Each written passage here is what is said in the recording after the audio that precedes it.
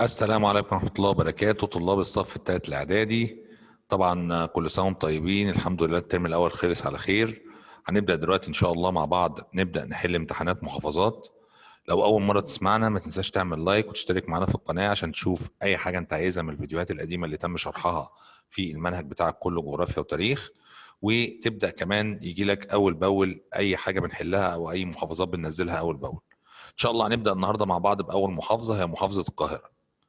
اول سؤال معايا لما باجي ابص كده بيجيب لي طبعا خريطه. ده امتحان طبعا السنه اللي فاتت اللي قدام حضرتك دوت، وبيبدا في الامتحان ده بيجيب لي خريطه. الخريطه ديت بتبقى بتتكلم على العالم او ممكن اي قاره من القارات. هو هنا جايب لي خريطه العالم، ده اللي جه السنه اللي فاتت، فوارد جدا برضو يجي لي السنه دي، مفيش اي مشكله. عشان في ناس بتقول لك لا السنه اللي فاتت جه خريطه عالم يبقى السنه دي في القاهره مش هيجي خريطه عالم. لا، خريطه العالم دي بقى لها 3 سنين او 4 سنين بتيجي في القاهره ورا بعض، فبالتالي ملهاش اي علاقه.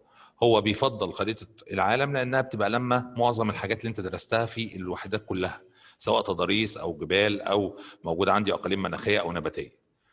أول حاجة ما باجي أبص كده معايا هتلاقيه بيشاور لك هنا وبيقول لك إقليم مناخي نقط. هنا في المكان ده، المكان ده كده إقليم مناخي إيه؟ لو جيت افتكرت هلاقي إن الإقليم ده اللي هو منطقة الهند والمنطقة اللي جنبها اللي هي شبه جزيرة الهند الصينية دي على طول بنسميها إقليم موسمي. يبقى أقول له ده الإقليم الموسمي. طيب 2 البحر. اما حاجه بص هلاقي البحر اللي هو بيشاور عليه هنا ده البحر ايه؟ ده البحر اللي بيفصل بين امريكا الشماليه وامريكا الجنوبيه، يبقى ده البحر الكاريبي.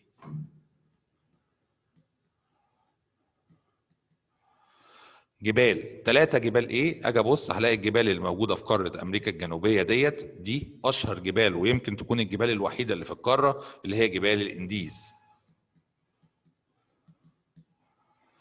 4 سلالة بشرية. حاجة أبص على رقم 4 أهي موجودة عندي في وسط أفريقيا ونازلة لغاية تحت، طبعا مش محتاج أقول إن دي السلالة الزنجية. السؤال الثاني بيجي يقول لي، بيجيب لي كده عبارة وبيجي يسأل فيها، بيقول لي تختلف الخصائص التعليمية والاقتصادية بين الدول النامية والدول المتقدمة. في ضوء العبارة وضح العادات والتقاليد اللي بتأثر على معدل تعليم الإناث في بعض دول العالم. طبعا هنا ده سؤال في آخر درس معايا اللي هو خصائص السكان. ايه هي العادات والتقاليد اللي بتأثر في تعليم الإناث؟ طبعا احنا شفنا بعض المجتمعات النامية زي في الهند مثلا بيمنعوا تعليم البنت إلا على إيد حد من قرايبها اللي هم مقربين جدا، سواء الأب أو الجد، وبالتالي ده خلى العادات والتقاليد تمنع عدد كبير من البنات إنها تتعلم، وده اللي احنا بنقوله هنا. يبقى إذا في الإجابة بتاعتي هقول له بعض المجتمعات مثل الهند بتمنع تعليم البنات إلا على يد جدها او والدها، وفي الحالتين ده خلى عدد كبير من البنات ما بتتعلمش لان اصلا الجد او الوالد اصلا ما بيعرفوش يقروا ويكتبوا، يعني في حاله اميه، وبالتالي ما بيتمش التعليم. السؤال الثاني، ايه العلاقه بين الدول ذات الدخل الاقتصادي المرتفع والانشطه اللي بيقوموا بيها؟ الدول اللي عندها نشاط اقتصادي مرتفع عندي اللي هي زي مين؟ قال لي الدول اللي دخلها الاقتصادي مرتفع ديت اللي انت بتتكلم على الشريحه الاولانيه. احنا مقسمين دول الاقتصاد او الدخل الاقتصادي على 4 شرايح.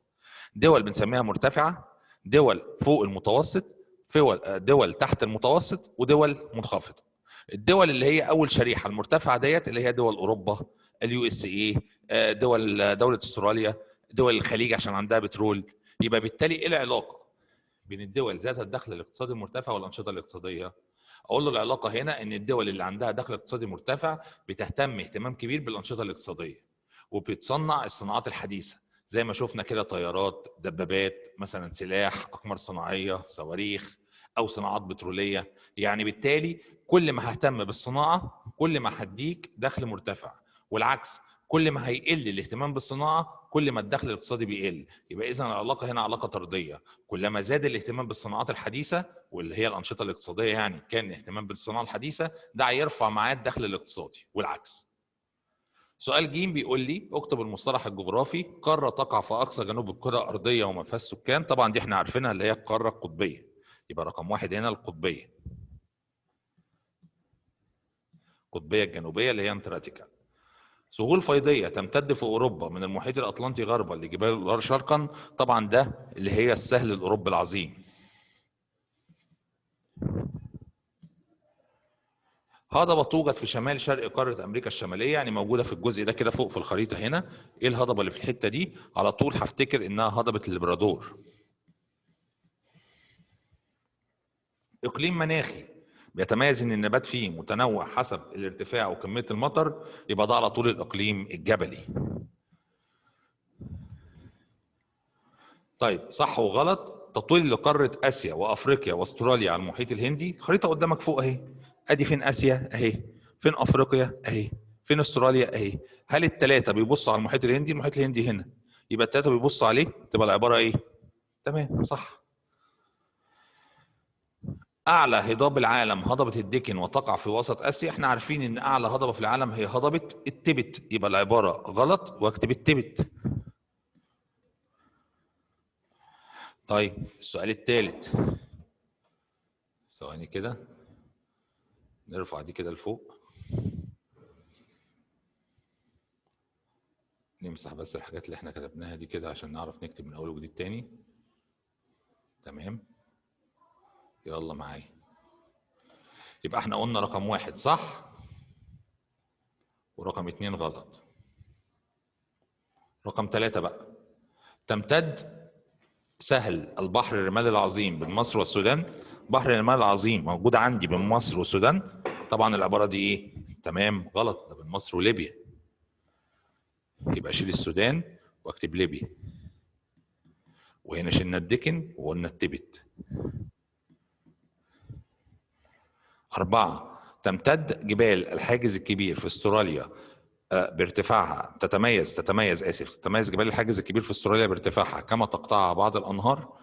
طبعا جبال الحاجز الكبير موجوده عندي في استراليا ولكن ما بيقطعهاش الانهار، يبقى غلط. غلط لان لا يقطعها انهار، ما فيش انهار بتقطع الحاجز الكبير.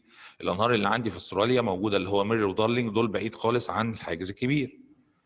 5، تمتد الغابات النفضية غرب القارات ومن أهم أشجارها الزان. طبعا صح لأن الغابات النفضية دي في إقليم غرب أوروبا اللي بيقع غرب القارات.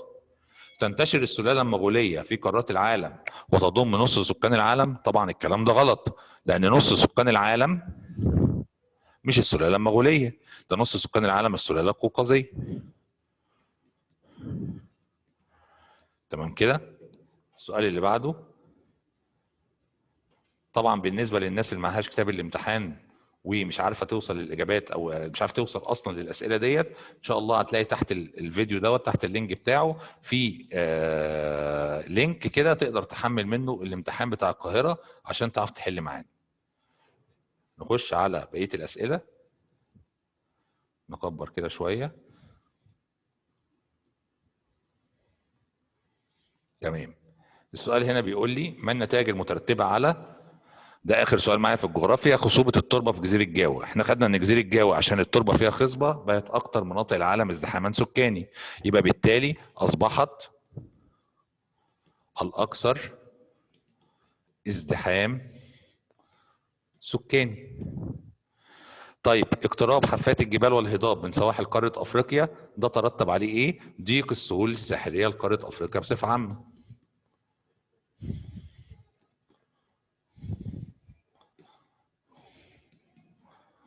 في افريقيا بصفة عامة. وقلنا ما ننساش ان ضيق السهول الساحليه بصفه عامه في افريقيا، ولكنها بتتسع فين في افريقيا؟ عند مصبات الانهار، عشان تبقى اجابتي كامله. نخش بقى على التاريخ مع بعض، وبيقول لي صارت مصر ولايه عثمانيه بعد معركه. مصر هتبقى ولايه عثمانيه بعد معركه ايوه تمام الريدانيه 15 17. سليم الاول اما دخل مصر بعد الطومان باي ما اتهزم في معركه الريدانيه. اجتمع زعماء الشعب المصري بدار المحكمه وقرروا عزل الوالي. طبعا اما اجتمع زعماء الشعب المصري قرروا يعزلوا خورشيد عشان يعينوا بداله محمد علي. كان من شروط حفر قناة السويس حفر تلعة كده صغيرة عشان الشركة بتاعت اللي جت تعمل القناة تستفيد منها، اللي هي اتسمت فيما بعد باسم ترعة اسماعيلية على اسم الخديوي اسماعيلي اللي افتتح القناة وسمى الترعة على اسمه. صمد بقواته في معركة التل الكبير امام بريطانيا واستشهد في المعركة ديت. طبعا ده من الشخصيات اللي دايما بتيجي في الامتحان، محمد عبيد. طيب بما تفسر فشل نابليون بونابرت في دخول عكا. الناس لو فاكره احنا قلنا ان نابليون ما قدرش يخش عكا لكذا سبب. رقم 1 قوة اسوار عكا وبسالة أهلها بقيادة الراجل اللي كان حاكم عكا في الوقت ده اللي هو اسمه أحمد باشا الجزار. يبقى قوة واستبسال أهلها بقيادة أحمد باشا الجزار زائد مقاومة الأسطول الإنجليزي بالمؤن والذخيرة. الأسطول الإنجليزي اللي كان واقف في البحر المتوسط كان بيديهم المؤن والذخيرة، وبالتالي ده كان السبب اللي خلى نابليون ما عرفش يخش عكا.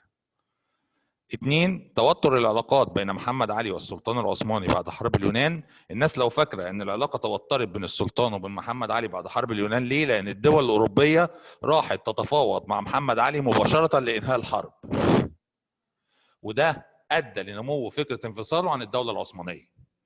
يبقى بما تفسر هتبقى الاجابه ايه بقى؟ بسبب تفاوض الدول الاوروبيه مباشره مع محمد علي لانهاء الحرب، مما ادى لنمو فكره انفصاله عن الدوله العثمانيه، وبالتالي بدات العلاقه تتوتر.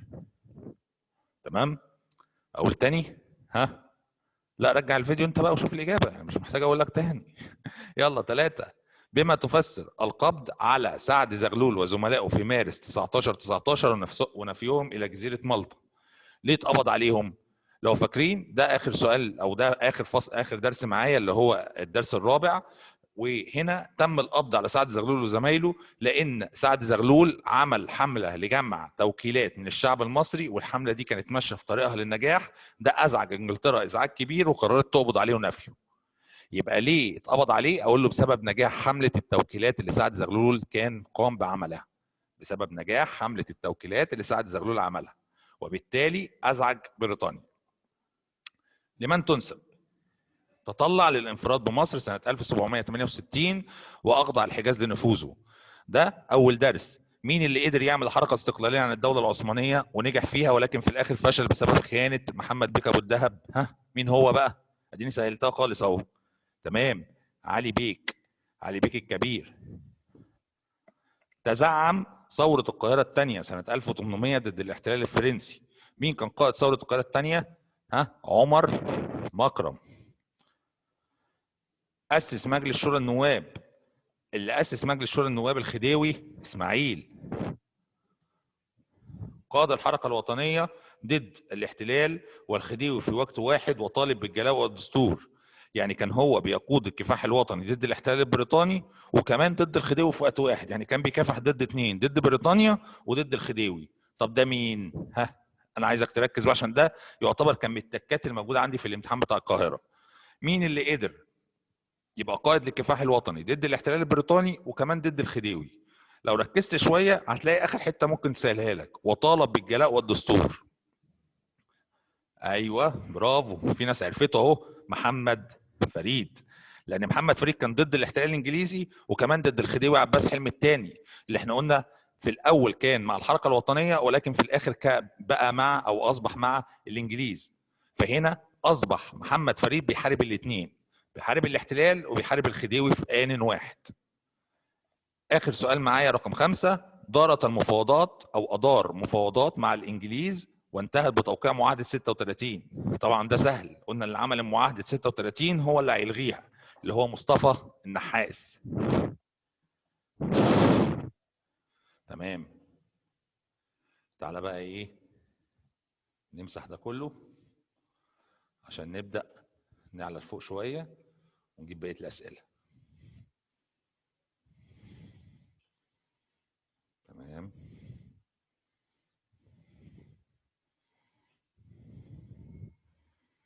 تمام، نعلى فوق كده بقى شوية. آخر حتة بقى معايا سؤال ب. ظل الشعب المصري عبر التاريخ يقاوم استبداد الحكام وطغيان الاحتلال. في ضوء هذه العبارة وضح ما المقصود بكلمة مقاومة. المقاومة ده تعريف جالي في الحملة الفرنسية لو فاكرين. يعني ايه كلمة مقاومة؟ رفض الشعب، رفض الشعب للاحتلال ودفعه عن البلد بكل الطرق. افهم عشان تعرف تحفظ. مقاومة يعني واحد بيقاوم حد، يعني بيرفضه، يعني بيمنعه، يعني بيدفعه.